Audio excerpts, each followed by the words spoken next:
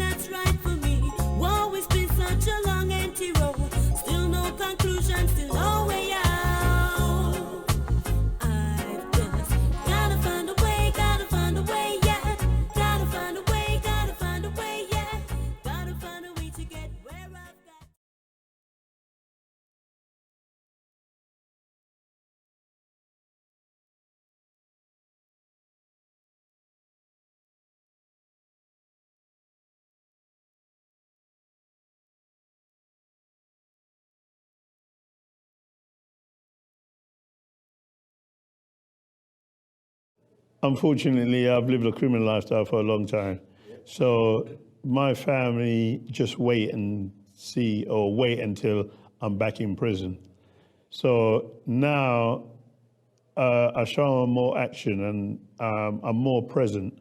And with my free time, I engage with my family quite regular.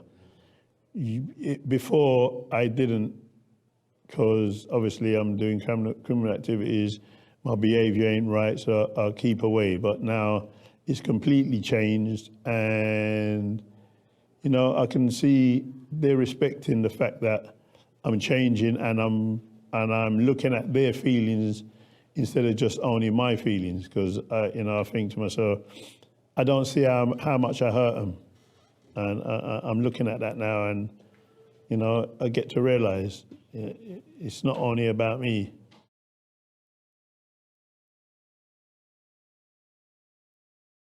Personally, I used to think that there wasn't support out there.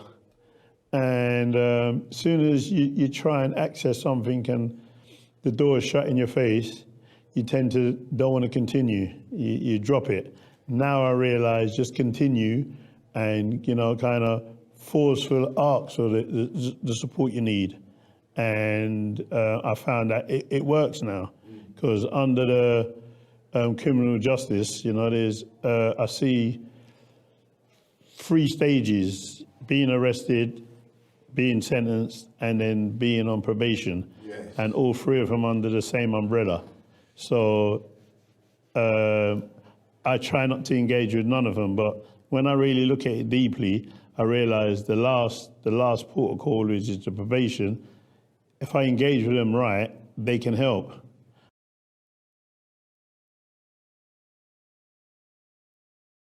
I've just been released from prison in the last 5 months, and I've got property that the police has had for a few years and don't want to release, saying that I got to prove that they belong to me, receipts. But then I kind of said, well, you've got to prove that they're stolen, and if you cannot prove they're stolen, then you should return them. Eventually they said that they're going to return them, but I was having problems of emailing him and nothing was happening. So I went in the Brixton police station and asked for the officer who was there at the time. And I said, look, this is my phone number. You can ring me on my phone number. And he was kind of taken aback, thinking, oh, do you really want to do this? And I'm saying, yeah, but I'm waiting for my property. And now you haven't got no excuse to say, oh, I've been busy or I didn't email you. There's my phone number. Phone me and tell me when I'm getting my property. And like I said, he was surprised. And the simple answer I gave him was, I'm not a criminal no more, so you can have my phone number. And that was it. And prior to that, 3 weeks after, he phoned me, said, Mr. Martin, I've got your property. I said, I'll come down to the police station. He would think a criminal ain't going to go down to a police station. But as I said, I'm not a criminal. Yeah, so it worked out fine. And the difference between that maybe 3 years ago? Never go to the police station. Even if I had £10,000 in there, I still wouldn't go and collect it. Who would he give his number? Oh, I'd never give him my phone number. Impossible.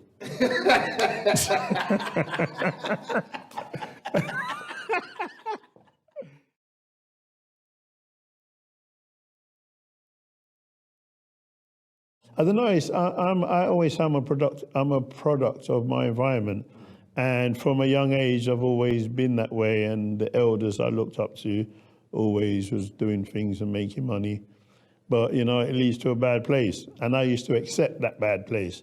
Now I don't accept it. So yeah, I'm dealing with it, and hence why I said I get counselling. I think I conduct myself well, and I'm all right within myself, but deep down, I do need to share certain things that I struggle with and I carry feelings with, and that's where I get the counselling. How was that first journey going into counselling? It must have been strange, right? Yeah, nervous, and then I thought, do I need it? I'm a grown man and I can conduct my life, but clearly I can't, because I keep on going back to prison. I waste money. I don't use it constructively. And then I think to myself, when I was back to school days, if I stayed at school and studied, I would have loved to come out of school and had a good job and worked all my life. Because before I used to say, people at work are stupid, or, my silly thinking was, they're mugs. But really, I'm the one who's the mug, because I haven't set up nothing for my future.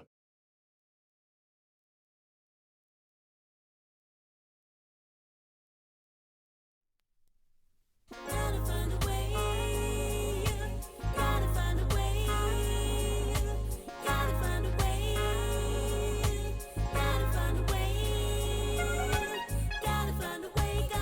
a way, yeah. Gotta find a way, gotta find a way, yeah.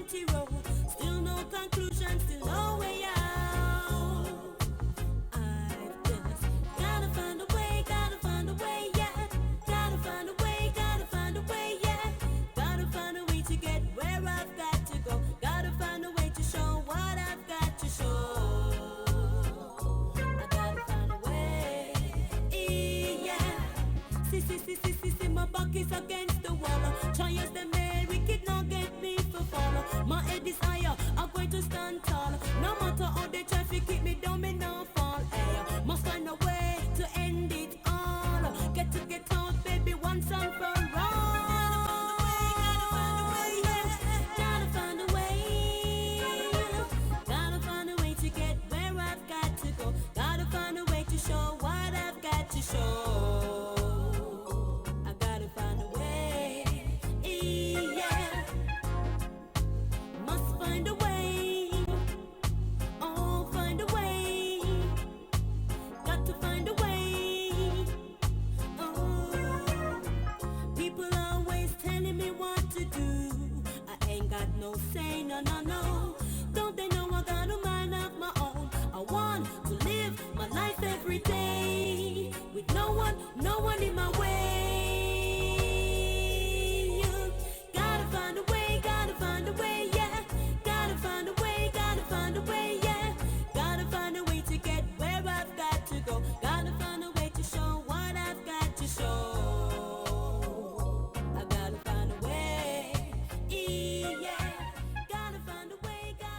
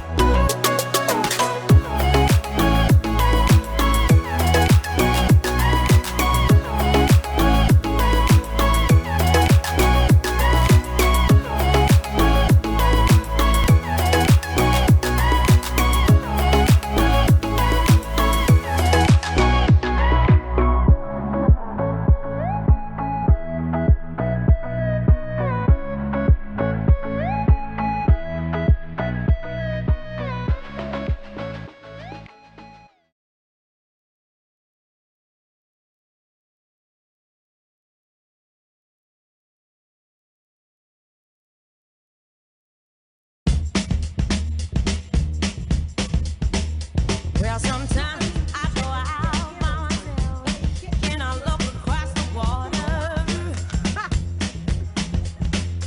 and I think of I would like to actually have a dream job. If I could actually get some help making the right steps to get in that place and actually be on a nice, straight and narrow path to that career job, then that's I would say is what I would like to gain. I recognise their journey and the obstacles they're going through. So what I want to do is just share certain formulas of them that I use to help me achieve where I would have got to. So I'm hoping that they can see that and be a bit creative how we get there. I'm interested in like stuff like computers and mostly a lot of music. So I mean, if I get the opportunity to be a musician or a performer or even a producer, that would be a dream come true. Hope you didn't catch it. Hope you found the right man who'll fix it for you. This morning we're doing a writing creative course on a poem that's been designed for the project called Unlock. It gives them an opportunity to rethink about themselves, you know, so it's all about self-esteem, recognising self-esteem. It's an opportunity for them to see what the course really means to them, which I hope that it will help them in the future when they're going to do things like CV writing or writing a letter to someone, or, you know, it's just another form of expression, isn't it, communication.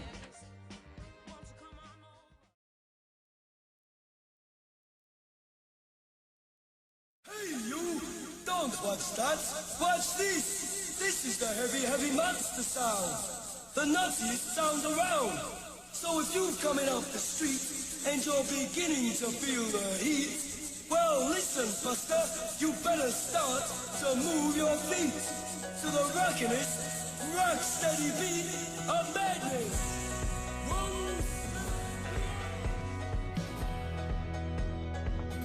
So I'm on my way to do another portal.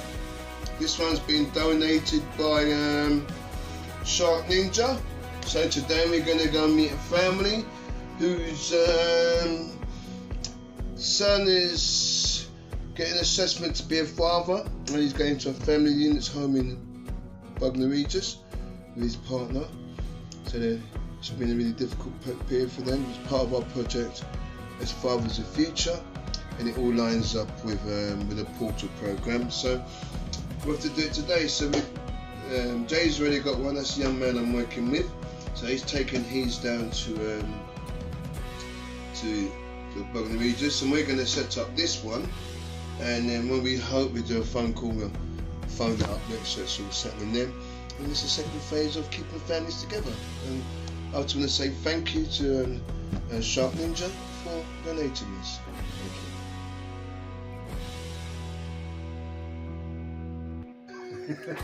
It's exactly what it is. George, you need to say something for me. Say thank you for the portal, brother, so we can get to my sponsor. Thank you, Matt. We appreciate it. We appreciate it. As you can see, little rallies all up.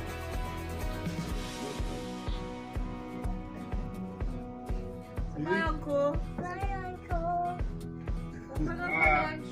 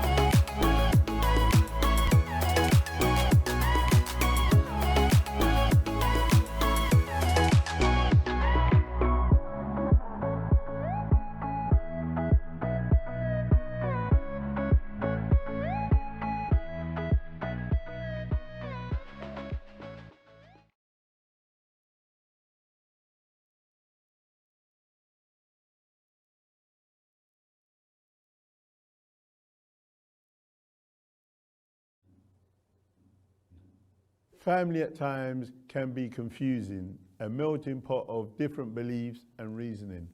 The ins and outs of home and prison. Happiness blends into being upsetting. I've learned reforming doesn't mean conforming. It means why blindly throw away my own authority? From primary days, discrimination fueled my rage. Through the pen, I now unlock before me my cage. But I will change things, and things will change no matter what. Now looking back, I understand my own parade. Broken trails, the cocaine days, negative ways. To turn around and understand what needs to be restored. For where I came from, I know there are many more who truly need a beacon, some honest light. A sign or a simple nudge, a curt but fair word of hold tight. Hearing a voice that they can understand and believe in, that they can be who they want, be positive and achieve.